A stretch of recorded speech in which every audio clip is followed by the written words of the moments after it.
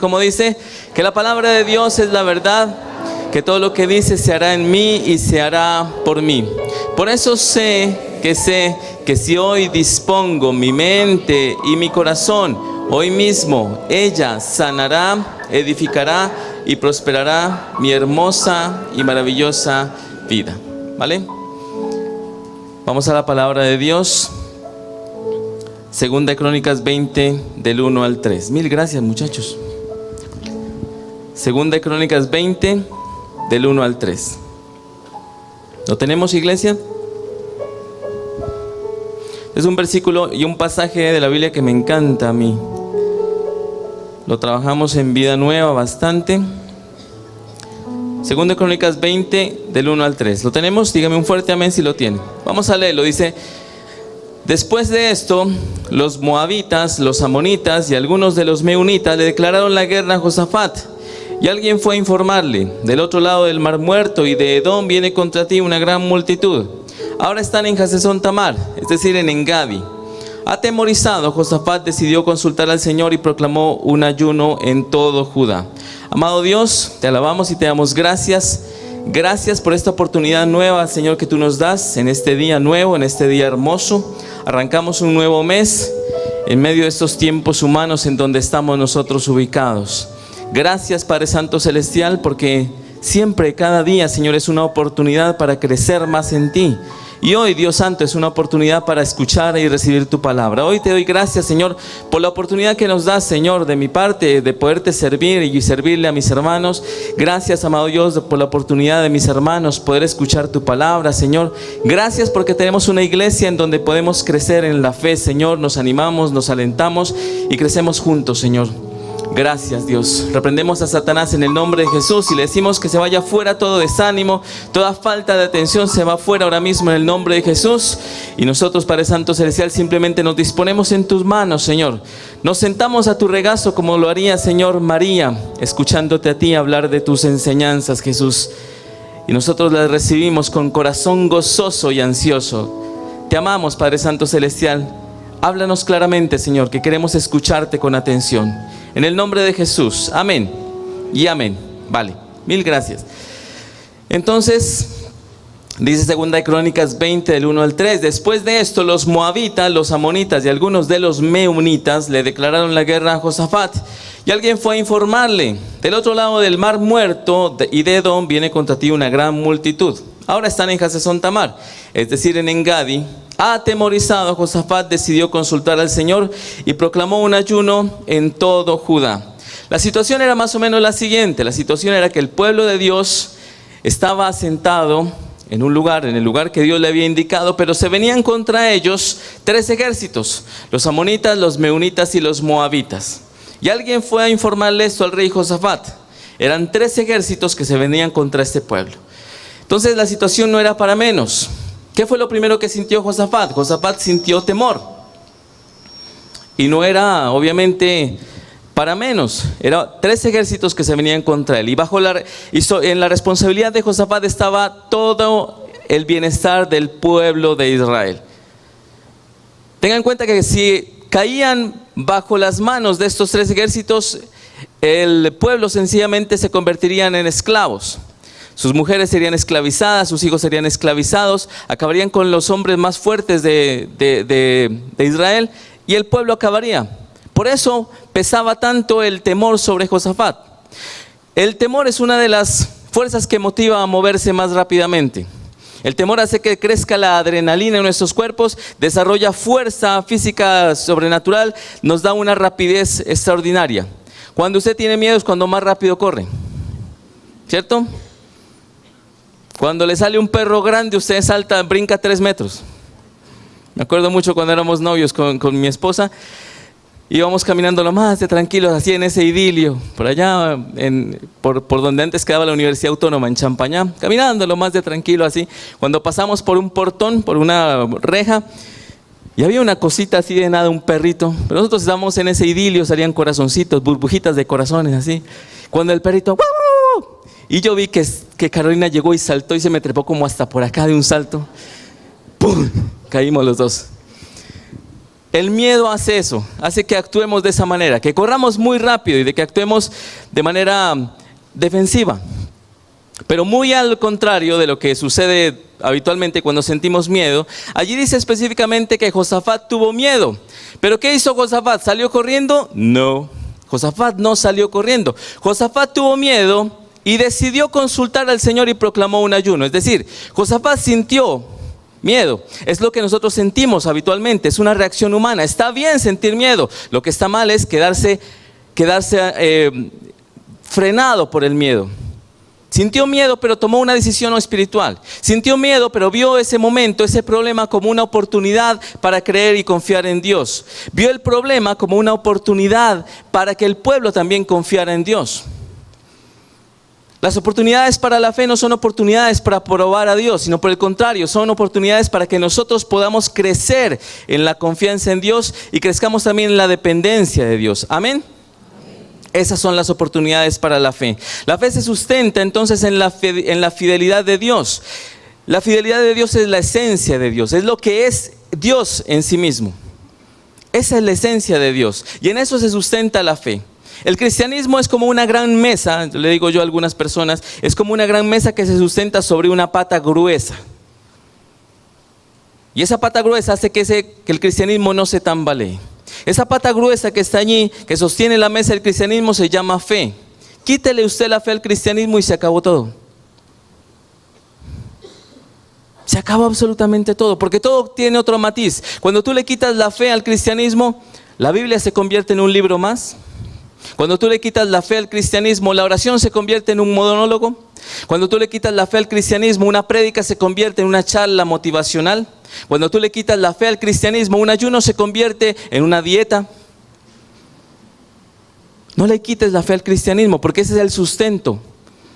Sin fe es imposible agradar a Dios, dice la palabra de Dios. Por eso es lo que no podemos quitarle. Lo que no podemos quitar a nuestra vida se llama la fe. La fe es lo que nos sustenta, la fe es lo que nos sostiene, la fe es lo que nos mantiene firmes en nuestra relación con Dios. Amén. Inicialmente Dios nos permite conocerlo y nos enamora. Cuando venimos por primera vez a la iglesia, cuando conocemos inicialmente a Dios, nos enamoramos de Dios. Ese es nuestro primer amor. Amén. Y a medida que lo vamos conociendo, vamos dándonos cuenta de lo maravilloso que es ese Dios. Lo mismo pasa con las personas. Cuando tú empiezas a conocer una persona, empiezas a frecuentarla, empiezas a tener una relación con ella, empiezas a hablar con ella. Y a medida que tú la vas conociendo, se empieza a ganar tu confianza. Pero a diferencia con Dios, a medida que lo vamos conociendo, nosotros vamos ganando en confianza hacia Dios y vamos ganando también en dependencia hacia Él. Amén. Una oportunidad para la fe es una oportunidad para que crezcamos en nuestra dependencia de Dios. Este prédica de hoy se llama Oportunidades para la Fe y vamos a ver algunos puntos. Pero a manera de introducción, en esta primera parte vamos a ver lo que es la revelación y la fe. Esta ha sido una prédica que ha sido un poco tortuosa.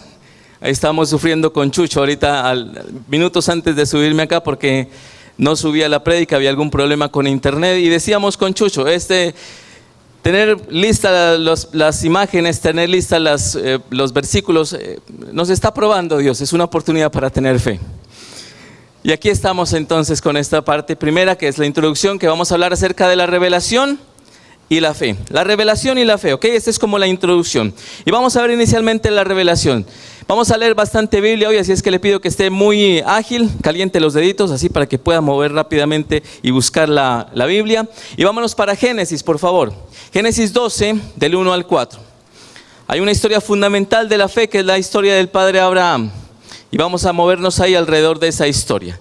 Acompáñenme ahí a Génesis 12, del 1 al 4. Y si lo tenemos, entonces vamos a leer. Dice Génesis 12 en el versículo 1. El Señor le dijo a Abraham: deja tu tierra, tus parientes y la casa de tu padre y vete a la tierra que te mostraré. Haré de ti una nación grande y te bendeciré. Haré famoso tu nombre y serás una bendición. Bendeciré a los que te bendigan y maldeciré a los que te maldigan. Por medio de ti serán bendecidas todas las familias de la tierra. Abraham partió tal como el Señor se lo había ordenado y Lot se fue con él. Abraham tenía ¿cuántos años? 75 años tenía Abraham cuando Dios le dio esta revelación. Abraham recibe una revelación de parte de Dios cuando tenía esta edad. ¿Cuál es la revelación que recibe de parte de Dios? Está ahí en el versículo número 2. Le dice específicamente: haré de ti una nación grande y te bendeciré. Haré famoso tu nombre y serás una bendición. Y Abraham, cuando tiene 75 años, recibe esta revelación y emocionado, muy alegre por esta revelación, emprende el viaje. Ahí más adelante dice justamente que emprendió el viaje. La motivación genera la acción. La motivación es el primer peldaño, es el paso fundamental para que tú empieces a dar el primer paso para moverte. Y es importante tener una revelación. De parte de Dios viene una revelación, que es una palabra, que es una confirmación, que es un consejo. Algo por lo cual Dios se comunica contigo. Recuerde que las formas más inmediatas que tiene Dios para comunicarse con usted son a través de la palabra, a través de la oración, a través de una prédica, a través de una alabanza, a través de una consejería, de un amigo sabio. Dios tiene muchas formas para comunicarse contigo. Y esa revelación detona entonces y mueve a la acción. Cuando Dios te da una motivación, cuando Dios te da una revelación, estás listo para dar el primer paso. Pero hay un problema con la motivación. Que la motivación no dura todo el tiempo. Que la motivación se aplaca. Que la motivación sube como una espuma, ¿cierto? Pero que se baja igualmente. Que la motivación sube como palmera, pero a veces baja como coco. Entonces, ¿cuánto va a durar esa motivación? Tenía 75 años Abraham ahí en el capítulo 12. Y vamos a ver cómo evoluciona esta situación algunos capítulos más adelante. Adelántate por favor a Génesis 15, del 1 al 2. Y vamos a ver cómo va Abraham con la motivación. Génesis 15, 1 al 2. ¿Vale? ¿Lo tenemos? Después de esto, la palabra del Señor vino a Abraham en una visión. No temas, Abraham, yo soy tu escudo y muy grande será tu recompensa. Hay otra revelación de parte de Dios. Dios le dice a Abraham: yo soy tu escudo y muy grande será tu recompensa. Son palabras que motivan, son palabras que alientan. Y mira lo que dice en el versículo número 2. Muy alegre y muy feliz Abraham dice, pero Abraham le respondió: Señor y Dios, ¿para qué vas a darme algo si aún sigo sin tener hijos? Y el heredero de mis bienes será Eliezer de Damasco. Anteriormente Abraham había obedecido inmediatamente a la revelación, pero ahora con una motivación menguada, lo primero que viene es la queja. Ay, sí, tú ya me dijiste eso, Dios, ¿y pero para qué? ¿Y yo por qué? ¿Y por qué hay que hacer? ¿Y para qué? 3 capítulos antes nada más, Abraham se había empezado a mover. Pero ahora con esta motivación menguada, entonces viene una queja. Y más adelante de la queja, mira lo que viene, porque las cosas van de mal en peor. Y adelántate allí, vamos a avanzar unos capítulos, Génesis 16, 16. ¿Cuánto le duró la motivación a Abraham? Tenía 75 años. Y en Génesis 16, 16 dice que Abraham tenía 86 años cuando nació Ismael. La motivación estuvo alta cuando Abraham recibió la revelación. Se mantuvo alta y lo movió a la acción. Se movió de Ur de los Caldeos hacia la tierra que le había mostrado Dios. Pero más adelante, cuando Dios le vuelve a confirmar esa revelación, cuando le vuelve a dar una motivación a través de una palabra, empieza la queja. Y después de la queja surge entonces la razón. Porque recordemos que Ismael nace como resultado de que Sarita empieza a razonar, Sarita le empieza a echar mente a esa revelación de parte de Dios. Una cosa es meditar en la palabra de Dios y otra cosa es razonar la palabra de Dios, amén. Porque son dos cosas muy distintas. Y Sarita empieza a razonar la palabra de Dios. Sarita, la esposa de Abraham, le empezó a echar mente y dijo: bueno, yo creo que Dios nos va a dar un hijo, pero recordemos las tradiciones de nuestro pueblo. Si yo tengo una esclava y tú, Abrahamcito, la embarazas, entonces yo me hago, cuando ella vaya a dar a luz, yo me hago a los pies de ella y el bebé nace sobre mis rodillas y será como si yo te lo hubiera dado. Esas son las costumbres nuestras. Y eso era lo que sucedía en el pueblo judío. Una esclava quedaba embarazada del amo y cuando la esposa del amo tenía los hijos sobre sus rodillas, es como si ella hubiera tenido los hijos. Esa era la costumbre. Entonces a Sara le pareció muy razonable, le pareció muy lógico que se cumpliera la voluntad de Dios de esta manera. Y nació Ismael. Ismael es descrito en la palabra de Dios. Dice que crecerá en el desierto como un asno salvaje y que vivirá en pleito con todos sus hermanos y le hará la guerra a todos. Y recordemos que Ismael es el padre de todo lo que es el pueblo árabe, que vive en pelea con todos. Cuando mengua la motivación, viene la queja. Y después de la queja surge la razón. Y a través de la razón nacen esos Ismaeles. Tal vez tú has tenido un momento o has tenido algún Ismael. Piensa en qué momento tú le has empezado a meter la lógica y la razón a la palabra que Dios te ha regalado. Piensa cuáles son tus Ismaeles. Pero la historia no termina ahí. Avancemos allí. Y dice aquí Génesis 17. Avanza al capítulo 17. Génesis 17 del 1 al 3. Cuando Abraham tenía 99 años. A los 75 años, Abraham había recibido la revelación. Y ahora 99 años, es decir, 24 años más tarde, viene una situación adicional. Dice ahí la palabra de Dios. Cuando Abraham tenía 99 años, el Señor se le apareció y le dijo: yo soy el Dios Todopoderoso, vive en mi presencia y sé intachable. Así confirmaré mi pacto contigo y multiplicaré tu descendencia en gran manera. Al oír que Dios le hablaba, Abraham cayó rostro en tierra. ¿Y Dios qué hizo? Continuó. Dios continuó. Ahí dice de manera específica que Dios continuó. Mira cuál es la actitud de Abraham. Abraham ya había sido entrenado de alguna manera en el campo de la fe. Había recibido una revelación, la revelación había traído motivación, la motivación decreció y empezó la queja, la motivación siguió disminuyendo y empezó la razón y la embarró con Ismael. Pero ahora cuando viene nuevamente Dios a su presencia y le trae esta palabra, la reacción de Abraham es esta: caer rostro en tierra. Después de la razón, más allá de la motivación, está la sumisión.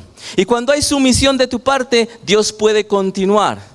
Porque ve que hay terreno fértil para que la bendición continúe, para que la bendición siga. Más allá de la motivación está el vivir en sumisión. Amén. Dile esto a la persona que tienes al lado. Más allá de la motivación está vivir en sumisión. En decirle a Dios: sí, Señor.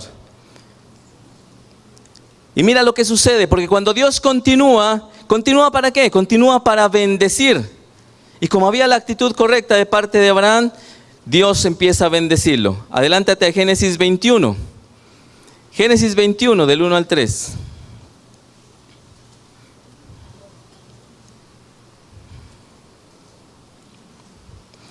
Génesis 21 del 1 al 3, ¿lo tenemos?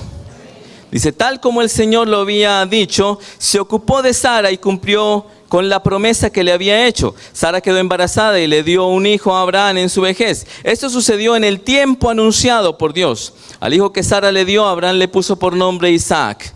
Dios cumple lo prometido en el tiempo señalado. Amén. Dios cumple lo prometido en el tiempo señalado. A mí me encanta la Biblia. Me encanta la Biblia, ¿por qué? Porque la Biblia no es un libro de recetas. La Biblia no es un libro en donde usted le diga: si usted está en esta situación, entonces tome esto, haga esto, muévase aquí, dé 3 pasos al norte, sube, baja y le va a dar este resultado. No. La Biblia está llena de una cantidad de historias, de testimonios de hombres y mujeres que han tenido una historia particular con Dios. Y simplemente estas historias nos deben a nosotros mantener viva nuestra fe. Estas historias están ahí para mostrar la fidelidad de Dios y el actuar nuestro como hombres. En las mismas situaciones en las que se encontró Abraham, podríamos estar nosotros. En la misma situación en la que se encontró alguno de los personajes de la Biblia, podríamos estar nosotros. Y nosotros podemos sentirnos identificados con las reacciones de esos personajes. Pero también, más que las reacciones, podemos ver el actuar y el mover fiel de Dios. A Abraham le tomó 24 años aprender la lección. Yo ruego de todo corazón que a usted no le tome tanto tiempo. En ese tiempo la gente vivía muchos años. Entonces podrían darse el lujo de esperar 24 años como para aprender a creerle a Dios. Pero hoy los tiempos son muy cortos. Estamos aquí a 1 de mayo. Ya vamos casi que a mitad de este año 2016. Los tiempos van muy rápido. No nos podemos dar el lujo de darnos 24 años, 30 años, 15 años para aprender la lección básica de la fe. La lección básica de no creer o de no vivir simplemente por motivación. La lección básica de simplemente vivir en sumisión. Ante la palabra de Dios, decir: sí, Señor. Observa que más allá de una emoción está justamente la obediencia a Dios. Amén. Ya hemos trascendido, ya hemos avanzado y sabemos que Dios cumple su promesa en el tiempo señalado. ¿Cuál es el tiempo señalado por Dios? Es un tiempo que no depende de tu tiempo.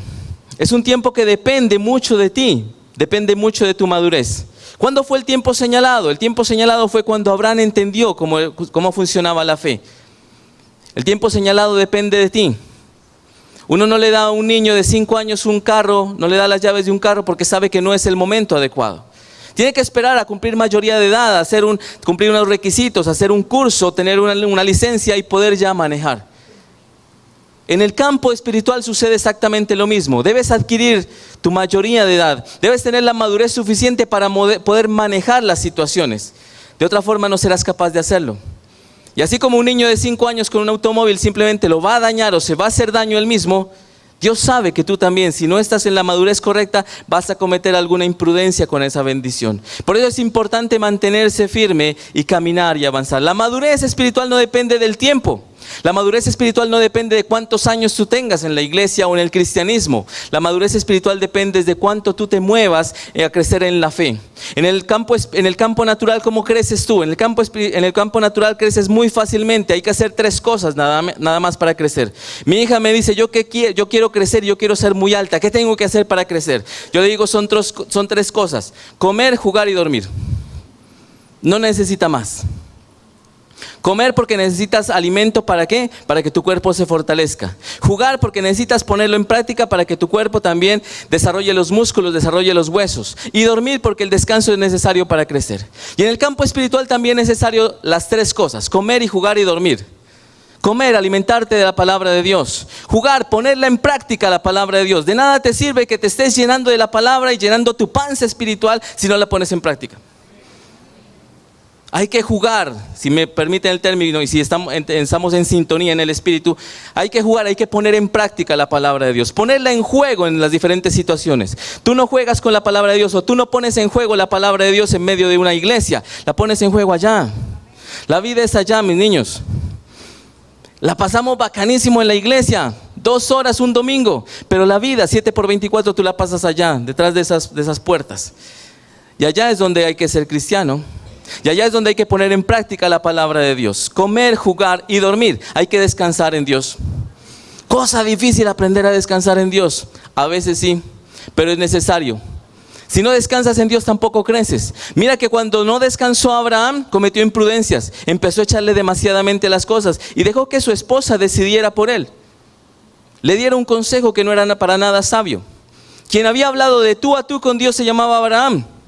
Sarita había escuchado como por allá a lo lejos. Hasta Sarita se toteó de la risa de lo que dijo Dios. Porque le parecía muy chistoso verse a ella, una anciana de 90 años embarazada, ¿cierto? Ya viejita, cracreca y embarazada. Imagínense a su abuelita embarazada. Eso sí. Y ella se imaginaba eso y le pareció muy chistoso. Ay, yo tan viejita y embarazada. Pero quien había hablado de tú a tú con Dios se llamaba Abraham. El otro, Sarita, había escuchado por allá detrás de la carpa. Entonces cree lo que tú has hablado con Dios. Dios te habla de tú a tú, Dios te habla directamente. Dios no utiliza intermediarios para decirte las cosas. Tenemos la bendición que en el momento cuando Jesucristo estuvo en la cruz y muere, el velo del templo se rasgó. Y es un simbolismo de nuestro acceso hacia Dios. De que tenemos un acceso permanente con el Padre, de que podemos acercarnos. El gran pecado de Jesús cuando estuvo aquí en la tierra fue decir que éramos hijos de Dios. Ante los oídos de los judíos era un pecado, era un sacrilegio, era lo peor que tú podías decir. ¿Cómo vas a decir que eres un hijo de Dios? Dios es totalmente puro y nosotros somos una caspa. Pero cuando Jesús viene a la tierra nos dice, oiga, es que Dios los ama. ¿Y qué padre quiere estar alejado de sus hijos? Levante su mano. Nadie. Si nosotros siendo humanos no queremos estar lejos de nuestros hijos, Dios, que es el Padre perfecto, tampoco quiere estar lejos de sus hijos y quiere acercarse y quiere que sus hijos estén cerca. Dios te habla a ti de manera personal. Dios te lo dice a ti. Dios no va a usar a la vecina. Dios no va a usar a Pepito, que es más espiritual, para decirte las cosas. Te las va a decir a ti. Por eso busca que Dios te las diga. ¿Cómo lo buscas? Lo buscas temprano en la mañana, en medio de la oración, en medio de tu devocional. búscalo tú. ¿Para qué? Para que te diga exactamente lo que debes hacer. ¿Ok? La revelación es maravillosa, la revelación es espectacular, pero muchas veces no va a haber revelación. Hay momentos en donde no hay revelación, hay momentos en donde ya fue suficiente lo que Dios te ha dado y lo que Dios te ha dicho, y es el momento en donde tú tienes que empezar a dar pasos de fe al vacío. La revelación es muy importante. Pero todo lo que aprendimos en kinder no nos lo vuelven a repetir. Lo que aprendiste en primaria no te lo vuelven a repetir. Lo que aprendiste en el bachillerato no te lo vuelven a repetir. Esa ya es la formación básica. Y hay momentos en donde Dios ya dice, ok, tú ya tienes la información básica, ya tienes la formación básica, ya tienes tu kinder, ya tienes tu primaria en el cristianismo. Vamos a avanzar, es el momento de empezar a avanzar. Cuando estás en bachillerato no te van a volver a decir, bueno, la suma es así, 1 más 1. No, olvídate. Se supone que eso ya lo sabes. Y vamos al siguiente paso, vamos a la multiplicación, vamos a la raíz cuadrada. Porque se supone que todo eso ya lo sabes. Y Dios, que es un maestro por excelencia, va a saber en qué momento tú ya tienes lo básico y dice, ok, eso ya es suficiente, ahora vamos a ir más allá. Y no te voy a repetir la lección, porque ya te la sabes. Y cuando pasamos la revelación empezamos a movernos en el terreno de la fe. Amén. Entonces dentro de esta introducción vemos la segunda parte, que es la fe. Y vamos a seguir viendo nuestra historia con Abraham. Mira lo que dice Génesis 22, del 1 al 3. Hemos venido avanzando entonces con la historia de Abraham y ya sabemos que ha madurado en la fe. Y ahora su actitud es la de sumisión. Y estamos aquí en Génesis 22, 1 al 3. ¿Lo tenemos, iglesia? Muy bien. Pasado cierto tiempo, Dios puso a prueba a Abraham y le dijo, Abraham, aquí estoy, respondió. Y Dios le ordenó, toma a tu hijo, al único que tienes, al que tanto amas, y ve a la región de Moria. Una vez allí, ofrécelo como holocausto en el monte que yo te indicaré. Abraham se levantó de madrugada y ensilló su asno, también cortó leña para el holocausto y junto con sus 2 criados y su hijo Isaac, se encaminó hacia el lugar que Dios le había indicado. Esta vez Abraham, ¿qué hace? Simplemente obedece. Mira que Dios no da muchos detalles. Dios simplemente dice, necesito que coja al hijo al que yo le di, a ese que tanto ama, así, a la niña de sus ojos, a ese al que chocholea, al muchacho niño, cójalo y llévelo porque necesito que me lo ofrezca como holocausto. Hágame el favor, nos vemos mañana tempranito, chao. Y Abraham no dice, pero Abraham no queda emocionado, ¿cierto? No hay motivación ahí. ¿Qué motivación hay por matar a su hijo? Ninguna. Abraham simplemente se levanta temprano y obedece, porque ya está en el terreno de la sumisión. Cosa complicada, ¿cierto? Pregúntese usted, ¿qué pasa? ¿Qué pensará Abraham? Pregúntese ahí usted, ¿qué pasaría por la mente de Abraham en ese momento? ¿Qué pasaría por la mente de Abraham? Pero la fe empieza ¿en dónde? En la obediencia. La fe empieza allí nada más en la obediencia. Dígale a la persona que tiene al lado, obedecer a Dios es una oportunidad para la fe. Amén. Obedecer a Dios es una oportunidad para la fe. Sigamos con la historia. Génesis 22, 4 al 5. Dios le había dicho que avanzara y fuera a la región de Moria y que Dios le iba a indicar a dónde iba a hacer el holocausto. Dice ahí en el versículo 4 del capítulo 22, al tercer día, Abraham alzó los ojos y a lo lejos vio al lugar. Entonces le dijo a sus criados, quédense aquí con el asno, el muchacho y yo seguiremos adelante para adorar a Dios, y luego regresaremos junto a ustedes. Quédense aquí, 3 días, habían pasado 3 días. Póngase usted en los zapatos de Abraham. Dios le había dicho, necesito que me des a tu hijo, al único, al más precioso, al que amas con todo tu corazón, y necesito que me lo entregues en el holocausto. Y habían pasado 3 días. Uno cuando está caminando 3 días tiene muchas cosas para pensar. ¿Qué pensaría Abraham? 3 días caminando. Y a lo lejos ve el monte que le había indicado el Señor. Pues mira qué es lo que pensaba Abraham. La única actitud que tiene Abraham es esta. Me voy con el muchacho a adorar a Dios. Me voy con el muchacho a adorar a Dios. El momento no era difícil, el momento era supremamente difícil. ¿Por qué? Porque se estaba acercando cada vez más la hora de llevar al holocausto a Isaac. Y Abraham dice una cosa, Vamos a adorar a Dios.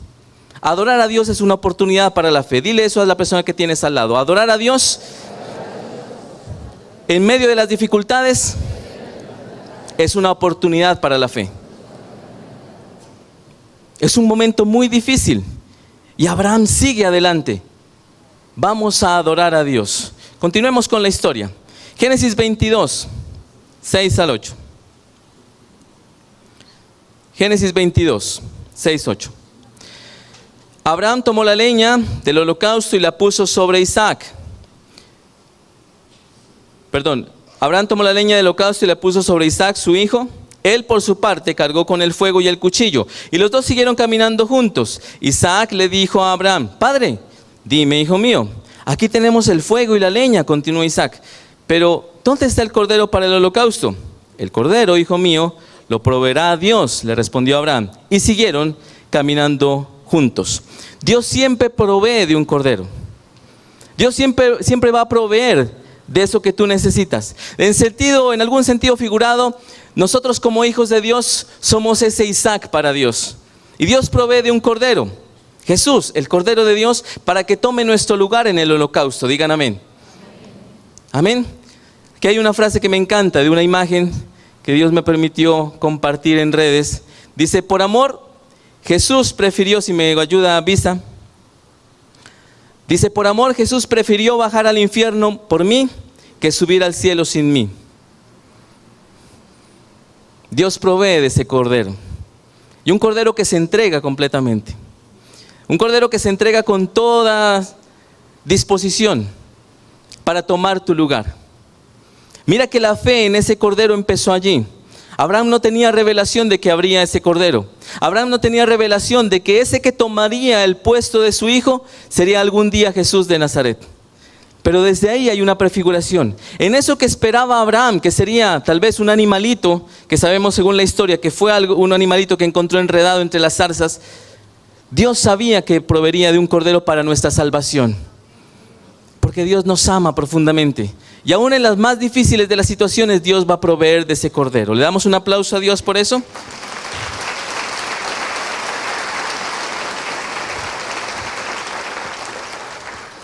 Confiar en el Cordero de Dios es una oportunidad para la fe. Dile eso a la persona que tienes al lado. Confiar en el Cordero de Dios es una oportunidad para la fe. Amén. Es una oportunidad para la fe. Avancemos aquí. Génesis 22. Se pone más interesante la historia. Génesis 22 en el 9. Cuando llegaron al lugar señalado por Dios, Abraham construyó un altar y preparó la leña. Después ató a su hijo Isaac y lo puso sobre el altar encima de la leña. Y entonces tomó el cuchillo para sacrificar a su hijo. Pero en ese momento el ángel del Señor le gritó desde el cielo: Abraham, Abraham, aquí estoy, respondió. No pongas tu mano sobre el muchacho ni le hagas ningún daño, dijo el ángel. Ahora sé que temes a Dios, porque ni siquiera te has negado a darme tu único hijo. Abraham alzó la vista y en un matorral vio un carnero enredado por los cuernos. Fue entonces, tomó el carnero y lo ofreció como holocausto en lugar de su hijo. Y aquí terminan esos 3 días de viaje. Hacía 3 días Dios le había dicho a Abraham: dame a tu hijo, al que amas, al único que tienes, y llévalo al lugar donde te voy a indicar y ofrécelo como holocausto. Pasaron 3 días. Piensa un momentico en qué pensó Abraham cuando recibió la primera noticia de parte de Dios, la primera orden de parte de Dios. Piensa qué pensaría Abraham cuando habían pasado esos 3 días de camino y les dijo a sus criados: quédense aquí que seguimos el muchacho y yo juntos. Siempre me he preguntado qué pensaría Abraham cuando tenía su mano dispuesta para clavarle el cuchillo a Isaac. ¿Qué pasaba por la mente de Abraham? Estaba allí. Menos de 24 milisegundos se necesitan para que una orden emanada desde el cerebro llegue a volverse acción en tus músculos. Menos de 24 milisegundos. Menos de 24 milésimas de segundo. No milésimas de milímetros, ¿no? Sino milésimas de segundo. Y en menos de esas milésimas de segundo muchas cosas pueden pasar por tu mente. Y haciendo esta prédica, yo me preguntaba: Dios, ¿qué pensaría Abraham en ese momento? Y Dios me trajo a memoria una frase que yo aprendí hace algunos años cuando era estudiante y que yo también la aplico con mis estudiantes. En medio de una clase yo les estoy explicando algo y yo considero que ya tienen la información básica, yo considero que ya han avanzado a su primaria, han avanzado en su bachillerato y están en la universidad, están en el semestre que están y ya conocen lo que deben saber. Y yo les estoy haciendo alguna explicación y les pregunto, ¿cuánto da esto aquí? ¿Por qué sucede esto aquí? El que piensa pierde. El que piensa pierde. Y cuando estoy hablando de que el que piensa pierde, no estoy hablando de que vamos más allá de la razón, no estoy hablando de que actuemos de manera irracional. El que piensa pierde significa que se ha interiorizado de tal manera un conocimiento, una técnica, algún arte, de que eso ya no tengo que estar pensando, sino que hace parte de mí. Yo lo menciono o lo describo como ser profesional en un arte, en un oficio, en una carrera. El médico, en medio de una operación, no está pensando en sus clases de anatomía. El médico en medio de una operación ya tiene inculcado ese conocimiento, hace parte de él y lo hace con todo profesionalismo y con disposición. Lo hace con maestría y con experticia. Un músico en medio de una improvisación no está pensando en las escalas y en las armonías. Empiezan a fluir naturalmente, hacen parte de él y se expresan de manera maravillosa con su instrumento. Un hábil artesano conoce a tal punto el material que maneja que sabe cómo lo puede exigir, cómo lo puede moldear, cómo lo puede trabajar y sacar cosas hermosas de él. No piensa. El que piensa pierde. Cuando tú eres un hijo de Dios, cuando tú eres un cristiano, cuando tú eres un hombre, una mujer espiritual, Dios espera que tú actúes con lo que tú ya tienes interiorizado. En Vida Nueva hablamos de eso. En Vida Nueva hacemos al final del curso una evaluación. Y cuando hablamos de evaluación la gente se timbra. La gente le empieza a dar la sudoración, el temor, porque piensan que es como uno de los exámenes que se hacían en el colegio o en la universidad. Y yo les pongo este símil. Le digo, Vida Nueva, se llama Vida Nueva porque se trata de que las lecciones que están contenidas allí hagan parte de tu vida. Un día cuando tú eras niño o niña, te dijeron, cuando vayas a cruzar la calle, mira bien al lado y lado para que no te vaya a coger un carro. Y eso se convirtió en algo en tu vida. Tú nunca dijiste, cuando llegaste al vilo de la calle, ay, ¿qué fue lo que me dijo mi mamá? ¿Qué era lo que tenía que hacer? En la vida se te olvida. Jamás. Hace parte de tu vida. No piensas, porque el que piensa en ese momento pierde. Actúas, porque ya sabes qué es lo que tienes que hacer. Hace parte de tu vida. Amén. Cuando Abraham está con la mano ahí en alto, a unos pocos milisegundos de que su orden nacida desde el cerebro vaya y se ejecute como una acción sobre el cuerpo de Isaac,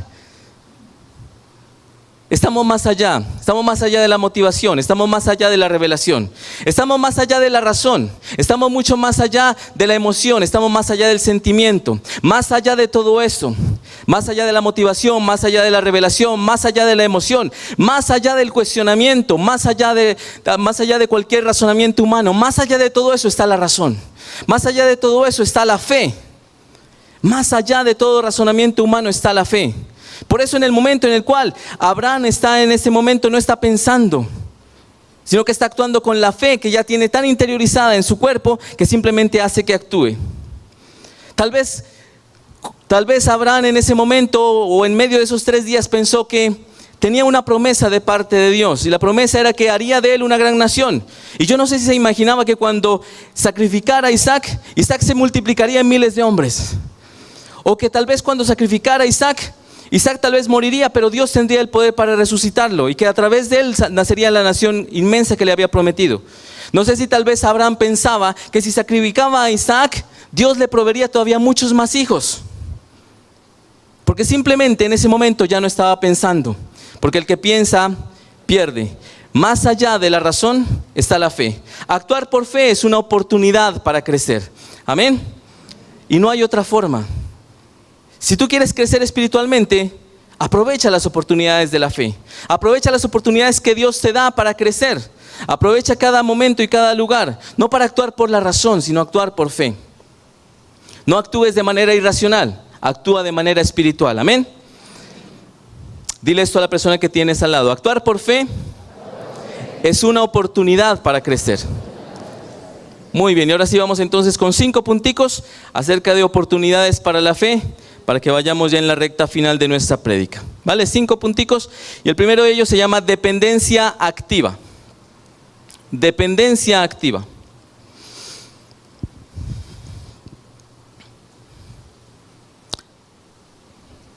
Y vamos a leer acá. Isaac ya había crecido y ya estaba en edad de tener esposa. Y entonces Abraham envió a uno de sus criados a que le buscara una esposa, pero le dijo de manera expresa que no buscara esposa en medio de la región donde se encontraban, que era la región de Cananá, sino que fuera a su tierra natal y que ojalá le consiguiera una esposa que fuera parte de su familia. Y entonces el criado se fue. Pero yo creo que este muchacho decía, bueno, mi señor Abraham me mandó a buscar familia, pero yo ¿cómo hago para identificarla? En esos tiempos no habían perfiles de Facebook, en ese tiempo no había fotografías, la gente no se tomaba selfies, como para saber quién era familia de Abraham. Y entonces este muchacho, este hombre, el criado, emprendió el viaje y fue a la tierra de Abraham, a Ur de los Caldeos. Pero fue con algo. Fue confiando en Dios de que Dios respaldaría a su amo, respaldaría a Abraham para poder encontrar esa esposa. Y observa la respuesta del siervo, del criado, cuando encuentra a la esposa que es revelado por Dios de que sería aquella que sería la indicada para Isaac. Vamos a Génesis 24, 26 al 27. Génesis 24. Génesis 24, 26 dice: entonces el criado de Abraham se arrodilló y adoró al Señor con estas palabras: bendito sea el Señor, el Dios de mi amo Abraham, que no ha dejado de manifestarle su amor y fidelidad, y que a mí me ha guiado a la casa de sus parientes. Oye, si el siervo respondía de esta manera, era porque él, cuando salió, había aprendido algo. Abraham había sido un hombre que ya había sido experimentado en la fe. Y cuando este hombre es experimentado en la fe, le transmite eso mismo a aquellos que están a su alrededor. Porque ¿cuál es la respuesta del criado? La respuesta del criado es una respuesta de asombro y de maravilla y de alabanza a Dios. Porque le dije: gracias Dios, porque me guiaste hasta la casa de los parientes de mi amo. Yo me imagino que la oración que hizo este criado cuando salió de Ur de los Caldeos fue: Dios, ayúdame a encontrar la casa de mi amo. Ayúdame a encontrar a los parientes de Abraham. De no ser así, no habría sido esta su respuesta. De no haber sido así, no habría sido esta su respuesta.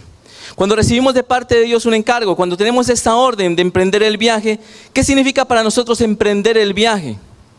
Observa, el criado no sabía quién era la familia, no sabía cómo identificarla, pero emprendió el viaje.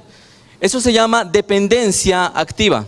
Dependía de Dios, le había orado a Dios de que le permitiera encontrar a la familia de su amo. Dependía de Dios, pero no se quedó quieto, sino que emprendió el viaje. ¿Qué significa para nosotros emprender el viaje? Emprender el viaje significa tomar la decisión. Tomar la decisión de la mano de Dios. Tomar la decisión confiado de que cuando yo le pido a Dios que me guíe, Él lo hará. Dios no te lleva a tientas a un destino final fatal. No, Él siempre te va a estar guiando. Cuando estuvo con el pueblo de Dios a través del desierto, no los llevó a ciegas por el camino del desierto, sino que se manifestaba en una columna de humo y en una columna de fuego. Y el pueblo de Dios iba siguiéndolo a Dios. Hoy en día tal vez no veamos columnas de humo. Bueno, columnas de humo sí vemos, hay mucha chimenea, hay mucha contaminación. Pero sabemos que Dios se manifiesta a nuestro alrededor, mostrándonos su presencia a nuestro alrededor. Y podemos caminar confiadamente. Pero la dependencia activa significa que yo puedo confiar en Dios. Pero porque confío en Dios, entonces ¿qué? Puedo tomar decisiones y moverme. Amén. La dependencia activa. Muchas veces oramos: Dios, ayúdame, tengo esta necesidad, tengo esta situación. Y después de orar, tal vez tú tengas un chicharrón, tengas un problema muy complicado. ¿Alguna vez usted ha tenido un problema muy difícil? ¿Y alguna vez ante ese problema difícil le ha orado a Dios? ¿Y después de que oró siguió con la misma preocupación? ¿Cierto? Dios, ¿qué voy a hacer, Señor? Ayúdame, por favor, te lo pido. Ayúdame, Señor. Yo dejo en tus manos esta preocupación. Te pido, Señor, que tú proveas de una ayuda, Señor Jesús. Amén y amén. Ay, Dios santo, ¿qué voy a hacer?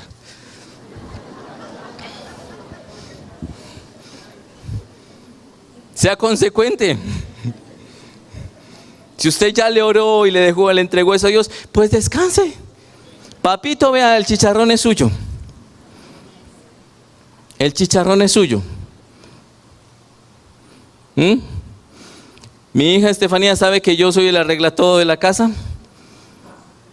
Y entonces cuando algo se daña, dice, papá, ¿me lo arreglas? Y se va. Y al día siguiente, ¿qué hubo, papá? ¿Ya está arreglado? Ole, aprendamos eso. Tenga su chicharrón y usted sabe que Dios es más que un arregla todo. Dios tiene el poder de cambiar todas las cosas. Dios tiene el poder de cambiar lo malo en bueno. Dios tiene el poder de convertir la tristeza en alegría. Amén. Y ese es el Dios en el cual podemos descansar nosotros y depositar todas nuestras ansiedades, todas nuestras angustias y todos nuestros problemas. Y sabemos que Dios nos ayudará. Dios nos guiará. Amén. Cuando oras y no descansas en Dios, no estás teniendo una dependencia activa. Amén. Entonces tú decides, fe o preocupación. Tú decides. ¿Qué es lo que quisieras hacer? ¿Preocuparte o tener fe? La preocupación, lo hemos dicho muchas veces, es el arte, ¿cierto?, de ocuparse antes de tiempo. Y el preocupado pone cara de ombligo, ¿cierto?, ante toda situación. Pone esa cara así como, estoy preocupado. ¿Y usted cuánto dura preocupado? No, 10 minuticos más. Y después de esos 10 minuticos de preocupación no avanza en nada en la solución del problema. ¿Ok? La preocupación te ocupa, te consume y no te permite avanzar. Entonces la preocupación no sirve absolutamente para nada. Tomar decisiones de la mano de Dios es necesario para mostrar una dependencia activa. Dile a la persona que tienes al lado, tomar decisiones de la mano de Dios es una oportunidad para la fe. Amén. Vamos con el punto número 2. Quedarse quietos. Oiga, anteriormente era tomar decisiones, ahora es quedarnos quietos. ¿Cómo es la cosa? Vamos a ver qué dice la palabra de Dios en Éxodo 14, 13 y 14. Éxodo 14, 13, 14. Dice, no tengan miedo, le respondió Moisés, mantengan sus posiciones que hoy mismo serán testigos de la salvación que el Señor realizará en favor de ustedes. A esos egipcios que hoy ven, jamás volverán a verlos. Ustedes quédense quietos, que el Señor presentará batalla por ustedes. El Señor presentará batalla por ustedes. Y eso es como para película, ¿cierto? Como para qué película, porque sencillamente están los israelitas, han escapado de los egipcios. Y eran una nación, era un grupo numeroso de esclavos. Y están, enfrente de ellos está el mar Rojo. Y al otro lado están los egipcios, el ejército egipcio que está persiguiéndolos porque los quiere capturar. Y Moisés sencillamente, quédense quieticos, calma, callado, tranquilo ya. Que Dios actuará, que Dios obrará por ustedes. ¿Vale? De las cosas más difíciles que hay en este mundo es quedarse quieto esperando, ¿cierto? Esperar es complicado, ¿cierto? Y hay gente que ora así como en esta imagen que les va a pasar visa. Hay gente que ora más o menos así, Señor, dame paciencia, pero dámela ya.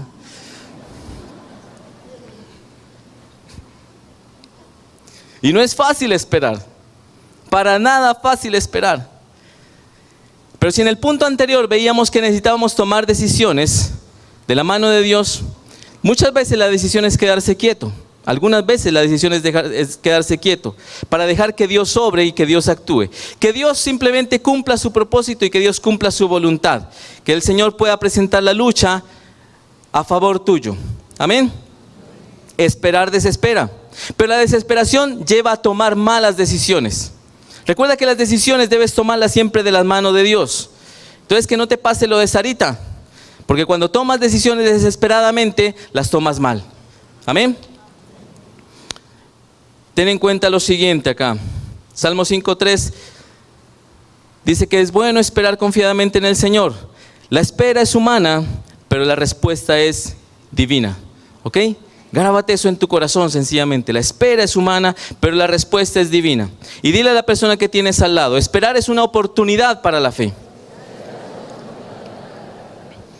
Amén. Entonces no te desesperes. Vamos con el punto número 3. Punto número 3, confianza y miedo. Josué 1:9, yo creo que ya nos lo sabemos de memoria.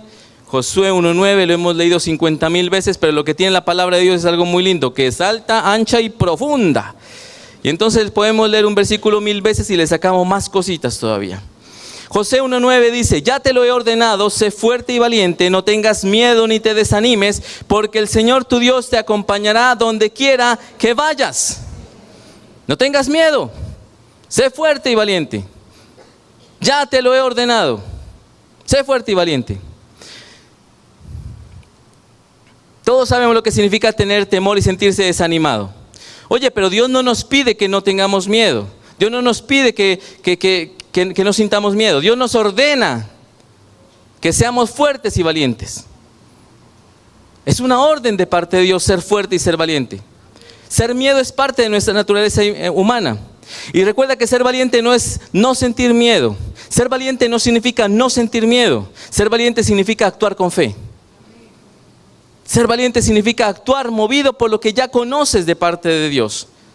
Podemos sentir miedo. Josafat sintió miedo cuando venían 3 ejércitos sobre él, pero actuó con fe. Se movió espiritualmente. Sentir miedo no está mal. Lo malo es quedarse petrificado por el miedo. Tu ayuda viene de parte de Dios. Amén. Cuando tú recuerdas qué es lo que debes hacer en los momentos de angustia, puedes superar los momentos de miedo. En estos días, el viernes tuvimos la muestra de natación de mi hija. Tiene 4 añitos y medio y teníamos una muestra de natación y vamos a ver ahí cómo nadaban estos chiquitines que parecían pececitos, perritos, sapitos, ranitas. Nadaban de todos los estilos. Y entonces les tocaba atravesarse la piscina, estos culicagaos. Y se tiraron. Entonces se tiró mi hijita y mi hijita empezó a nadar. Un estilo que se llamaba delfín. Yo pensaba como que yo la miraba y yo veía que era como el fin de ella, más bien.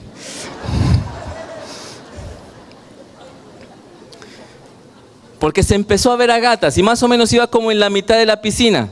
Y yo le conozco, uno ya conoce las caras de sus hijos, ¿cierto? Y en la mitad de la piscina le vi la cara de miedo y de terror a ella.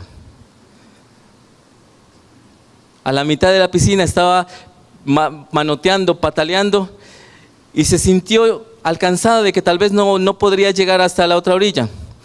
Y alcancé a ver su carita de miedo y un grito que raya casi con el llanto. ¡Ah! Pero me encantó una cosa.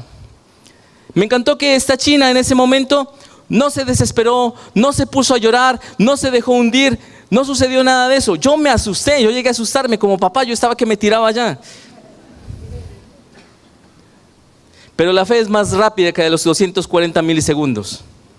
La fe es mucho más rápida porque yo alcancé a ver eso y no alcancé siquiera a pensar en que me iba a tirar porque fue una cosa de 1 millonésima de segundo cuando ella cambia su cara y empieza a patalear y sigue.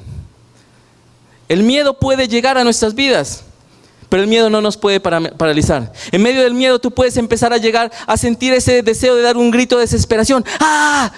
Asustado por alguna situación. Pero cuando viene la fe, cambia tu situación en 1 segundo. Cuando viene la fe, te recuerda lo básico, te recuerda lo que tú tienes que hacer. Y Estefanía recordó en ese momento, el que patalea no se hunde. El que patalea no se hunde. Y a pesar de que sintió miedo en ese momento, se acordó de lo básico. Acuérdate de lo básico, acuérdate de lo fundamental, acuérdate de quién eres hijo de Dios. Dios no abandona a sus hijos, Dios no los deja tristes ahí, Dios no los deja que se vayan a hundir, Dios no deja que se ahoguen sus hijos, Dios no deja que se hundan en la preocupación, Dios no deja que sean agobiados por la frustración. Dios siempre da salidas a sus hijos, porque Dios ama a sus hijos. Y si un padre humano puede ser lento para reaccionar, si un padre humano no alcanza a pensar en qué es lo que tiene que hacer para salvar a sus hijos, Dios siempre va a mandar su mano derecha allí para traer tu ayuda. Tu ayuda viene de Dios. Le damos un aplauso a Dios que siempre nos ayuda. Gracias, Señor.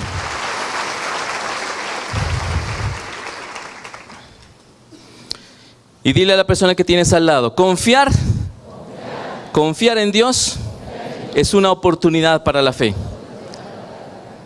Y miremos nuestro punto número 4, que ya vamos acabando. Se llama Historias para recordar. Vamos a Josué 4:20.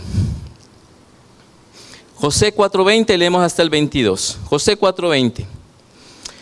Entonces Josué erigió allí las piedras que había tomado del cauce del Jordán y se dirigió a los israelitas. En el futuro, cuando sus hijos les pregunten, ¿por qué están estas piedras aquí? Ustedes les responderán, porque el pueblo de Israel cruzó el río Jordán en seco. Amén. Mira, todos tenemos cosas maravillosas para recordar que Dios ha hecho en nuestras vidas. Josué lo que hizo fue levantar unas piedras allí, levantó un monumento para que todas las personas y todos los niños en especial vieran lo que había sucedido. Y cuando pregunten por qué están esas piedras ahí, sus padres puedan decirle, aquí pasó el pueblo en seco, estuvimos aquí en esta situación, estábamos con este río, le oramos a Dios, Dios actuó y nos permitió cruzar el río en seco.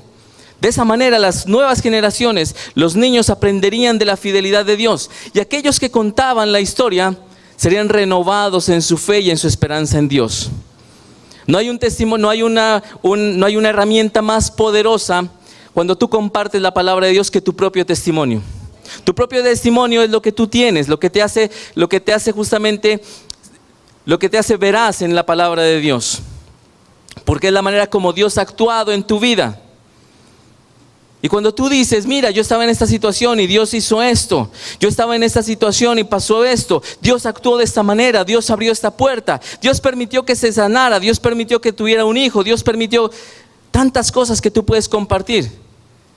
No hay nadie que pueda decirte, no, eso no fue así, porque tú sabes que si tú lo viviste, tú eres testigo en carne propia de lo que Dios ha hecho por ti. Amén.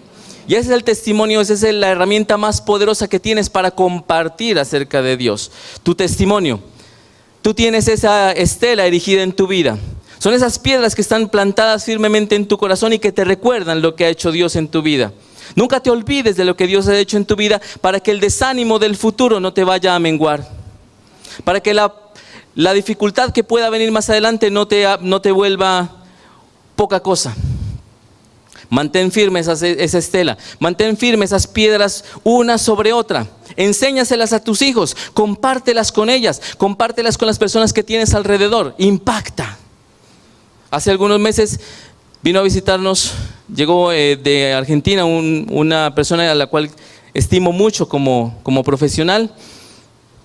Y hacía mucho tiempo que no lo veía y era una cosa extraña porque yo le escribía correos electrónicos y nunca llegaban, rebotaban y él me confirmaba y me recontraconfirmaba que esa era su dirección de correo electrónico.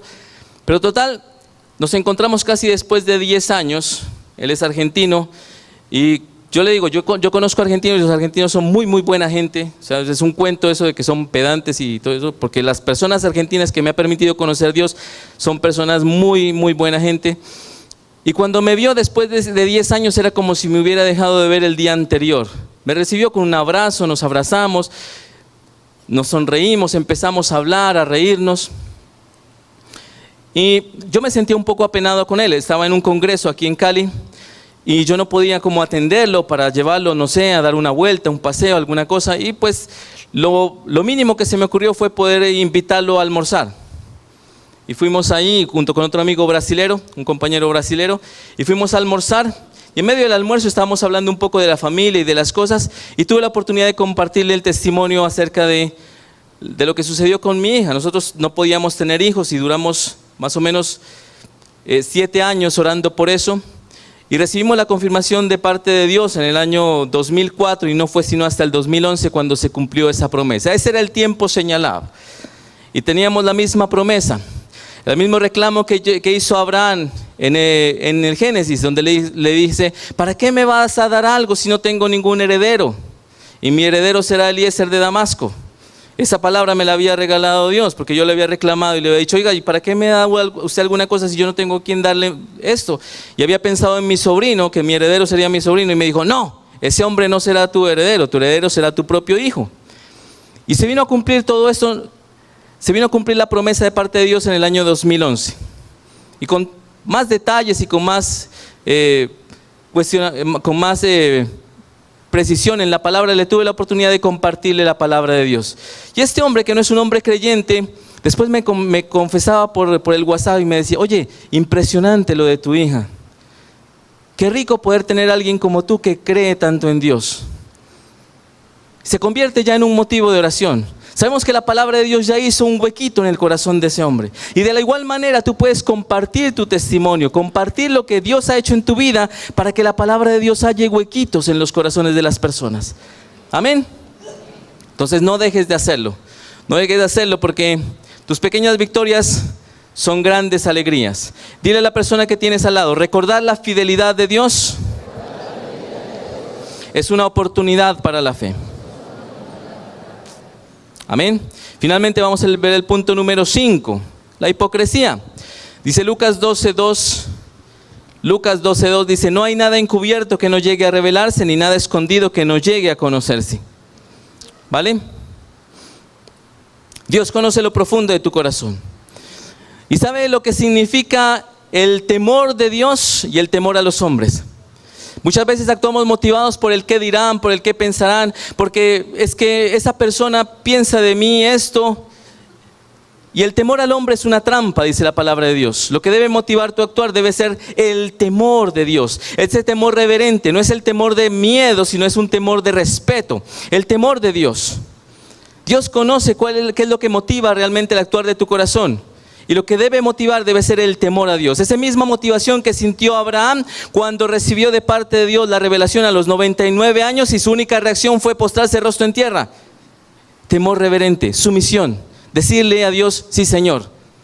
Ya no se mueve Abraham por el qué dirán. Ya no se mueve por el qué dirán de su esposa, Sara, sino que se mueve por el respeto hacia Dios.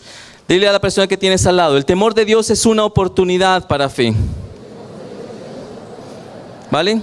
Y les comparto esta imagen que está allí, acerca de las orquídeas. Dice, una orquídea, guarda tu testimonio, una orquídea está radiante aunque crezca en medio de la mala hierba. Que no te importe el que dirán de la mala hierba que te rodee, ¿ok? Guarda tu testimonio porque eres radiante como una orquídea, eres un hijo o una hija de Dios. Y le pido que me acompañe a Salmo 105, del 1 al 6. Miremos estos versículos como gran conclusión de esta mañana. Salmo 105, quiero que todos lo leamos por favor en unidad para que cerremos esta parte. Dice Salmo 105, del 1 al 6. Den gracias al Señor. Lo vamos a leer todos. 1, 2, 3. Den gracias al Señor. Invoquen su nombre. Den a conocer sus obras entre las naciones. Cántenle, entónenle salmos, hablen de todas sus maravillas, siéntanse orgullosos de su santo nombre.